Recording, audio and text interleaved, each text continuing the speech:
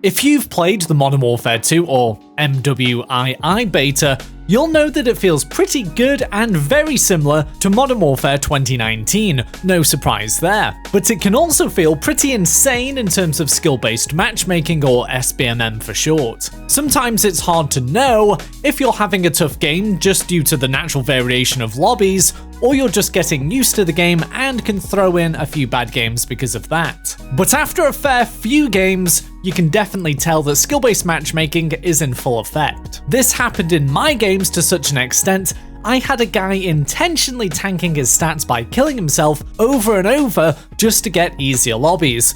In a beta! That's how bad it has got for some people. They're wasting hours of their time on a beta just for the promise of some fun later on. Even the doc knows the drill when it comes to the new Call of Duty and SBMM, and he's a guy you can trust. Okay, so we know that Modern Warfare 2 is a bit much with skill-based matchmaking, just like the past few Call of Duties and Warzone have been, but it's not all doom and gloom. And this tweet by Infinity Ward is the reason why. On the surface, it seems pretty innocuous and insignificant, but the fact they may be changing lobbies disbanding is actually huge, because it's a core component of how skill-based matchmaking works. By lobbies disbanding after every game, players can get matched with others based on their performance over the last few games. And they can do it to the nth degree and very strictly, because this way there's lots of players available to be matched against. If the lobbies don't disband after every game,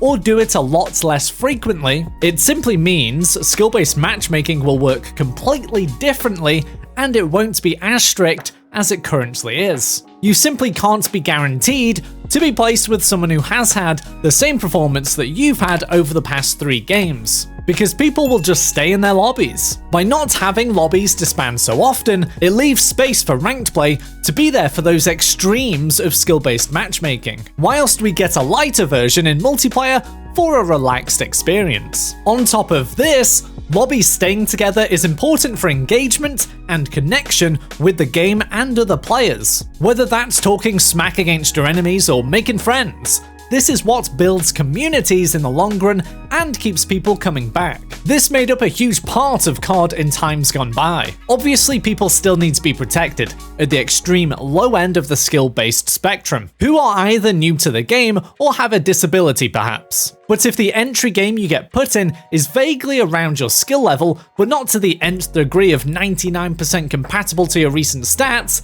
I think it'll work for everyone. Some games will feel harder than others, some games will feel easier than others, but every game won't be insanely sweaty. And since the same system will be in place on Modern Warfare 2 and Warzone 2, I think this is good news. But let me know what you think. I know skill-based matchmaking is a tricky issue, and getting the balance right is important for new players and veterans alike, so I'm all ears. And after you've done that, why don't you check out this video on the latest FOV news for Warzone 2.